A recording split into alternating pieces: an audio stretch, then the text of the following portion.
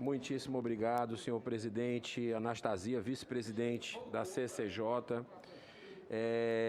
Eu queria, antes de começar, ao mesmo tempo, já dou as boas-vindas ao doutor Augusto Aras aqui nessa comissão, para essa sabatina, mas eu tenho que manifestar o meu sentimento, o meu protesto e meu sentimento de discordância com as prioridades dessa comissão. Respeito quem pensa diferente, mas duas mensagens chegaram juntas aqui. A mensagem de recondução do procurador Augusto Aras e a mensagem do ministro André Mendonça para o Supremo Tribunal Federal.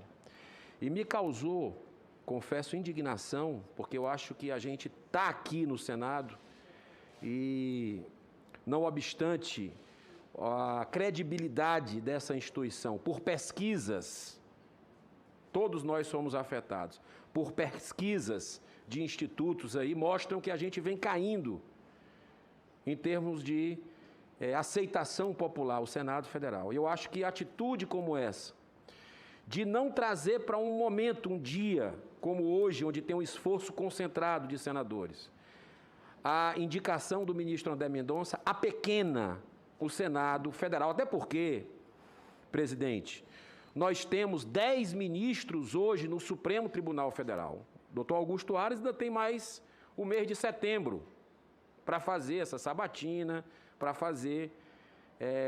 responder aqui todos os questionamentos e ser reconduzido. O Supremo Tribunal Federal não, se der um empate hoje, e aí? Como é que fica? Eu acredito que isso não é saudável para a República. E eu faço aqui um apelo pela liturgia, um apelo pela credibilidade, o fortalecimento da democracia, que a gente paute o mais rápido possível o ministro André, para que a gente possa fazer as perguntas para ele, para que a gente possa, de forma democrática, definir, porque o Brasil precisa de um novo ministro do Supremo. Eu queria, doutor Augusto Aras, em primeiro lugar, lhe agradecer a menção que foi feita ao meu nome aqui no início. Também implementamos os primeiros grupos de atuação especial de combate ao crime organizado, os GAECos federais, que, embora previstos desde 2013, só vieram a ser implementados na nossa gestão. Já existem GAECos federais em 15 unidades da federação, dentre eles o Ceará. O senador Girão me cobrou várias vezes, por que não chegava no Ceará a Lava Jato? E agora, senador Girão, se Vossa Excelência estiver nos ouvindo, não há mais motivo para essa sua indagação, porque agora há um sistema de compartilhamento de informações em todo o Brasil, para todos os membros do Brasil, sob a supervisão da Corregedoria Geral do Ministério Público, permitindo que todas as unidades do MP Federal brasileiro tenham acesso aos terabytes disponíveis para conhecimento de todos.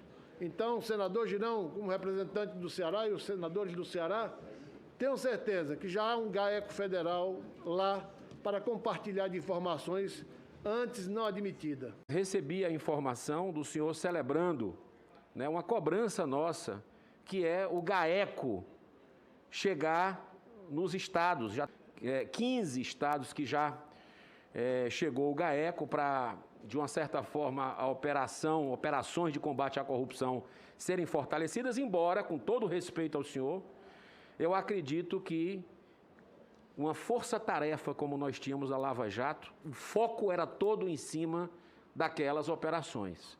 Então, um GAECO desse federal, ele vai ter várias denúncias.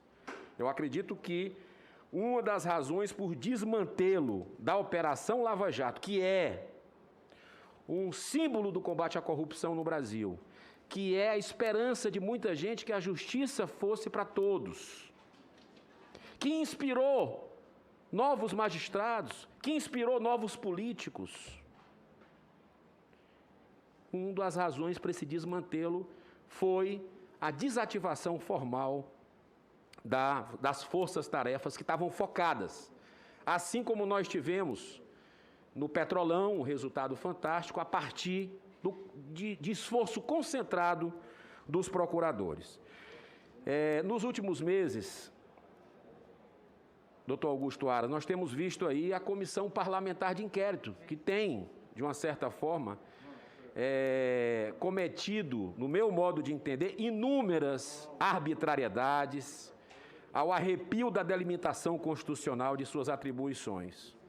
Não se investiga, por exemplo, apesar dos apelos, estados e municípios. A Polícia Federal ontem mesmo fez mais uma operação. Presidente, já são mais de 100 operações no país. Mas a CPI, apesar de ter sido instalada com 2 requerimentos, um para investigar eventuais ações e omissões do governo federal, que está certo, tem que investigar, mas também tem um outro requerimento assinado por 45 senadores da Casa e que a CPI ignora solenemente. Só está observando um requerimento. Essa é a prática que a gente vê. Inevitavelmente, procurador, o relatório da CPI será encaminhado a Vossa Excelência. Indago, qual o papel da PGR diante de um relatório tendencioso, que há conflito de interesses flagrantes, a começar por um relator que tem um filho governador?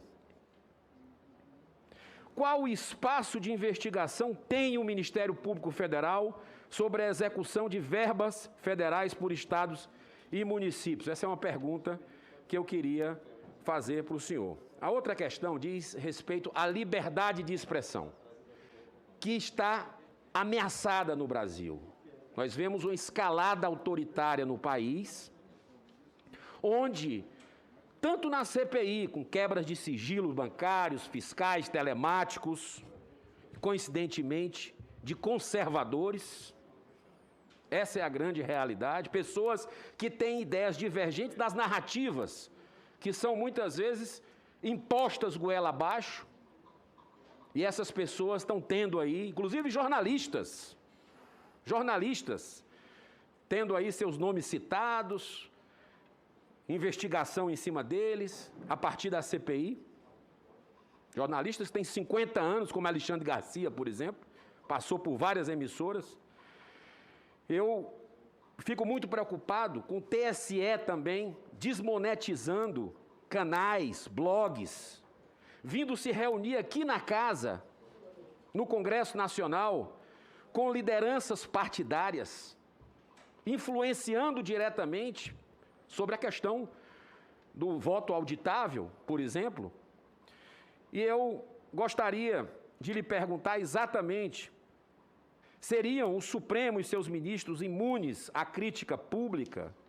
Estaria o Supremo a adotar 2 pesos e 2 medidas? E como uma última pergunta, alguns senadores apresentaram pedidos ao Supremo Tribunal Federal para investigar Vossa Excelência por suposto crime de prevaricação, por não ter determinado a abertura de inquérito contra o presidente, em razão de suas críticas ao sistema de votação eletrônico, sem a possibilidade de auditoria. Na opinião de Vossa Excelência, há crime em se defender a possibilidade de auditar um sistema de votação, buscando mais segurança, mais transparência? Cometeu o presidente da República um crime nesse sentido? Isso é muito importante para que a gente possa fazer uma análise desse momento atual. E eu lhe agradeço, e lhe agradeço sobretudo pela parceria que fizemos com a PGR e com o Ministério Público Estadual no Ceará sobre as emendas parlamentares. Cada centavo, senador Anastasia, presidente, que a gente envia de emendas para o Estado do Ceará, para as prefeituras, para entidades, a gente comunica. Fizemos uma parceria pioneira e inédita, a PGR e ao Ministério Público Estadual, para que haja uma fiscalização conjunta. Então, eu lhe agradeço por essa iniciativa. Muito obrigado. Senhor senador Eduardo Girão, dizer a Vossa Excelência, senador Girão, que a liberdade de expressão, ela, a par de ser o primeiro dos princípios para todo e qualquer cidadão brasileiro, também avança sobre um sistema de responsabilização política, civil, penal, administrativa, de membros de todos os poderes. Isso quer dizer que a liberdade de expressão tem Vossa Excelência quando manifesta a sua vontade, por opiniões, palavras e votos, quando o julgador, fundamentado na Constituição e nas leis, decide, quando o chefe do Poder Executivo, no âmbito das suas atribuições, também se manifesta, e o Procurador-Geral e os membros do Ministério Público em geral, quando exercendo independência funcional na atividade finalística, pode se manifestar também sobre um determinado ponto de vista, desde que manifestado. Então, a liberdade de expressão tem duas grandes vertentes. Uma vertente que é peculiar a um sistema de responsabilização que certos poderes e autoridades a têm, e um sistema geral e abstrato que é titular qualquer cidadão. No Brasil, a liberdade de expressão assegura a não censura prévia, de maneira que toda e qualquer responsabilização no que toca à liberdade de expressão só poderá ser feita a posteriori. Isso faz com que tenhamos um sistema bem peculiar ao chefe do Executivo Federal, que é o chefe de Estado e chefe de governo, e por isso ele não responde a crimes no curso do seu mandato, exceto aqueles, os anteriores ao mandato, fora do mandato, como tem um regime peculiar para os ministros do Supremo e o Procurador-Geral da República, e como tem para os senhores senadores e parlamentares, que são as imunidades materiais. Dessa forma, é muito complexo, como a imprensa tende, ou aqui algumas vezes eu fui instado, traçar a linha divisória entre a liberdade de expressão de um chefe de poder executivo e uma outra autoridade. A mim me parece que o primeiro critério para distinguir o ato político, a retórica política do discurso jurídico, é a repercussão.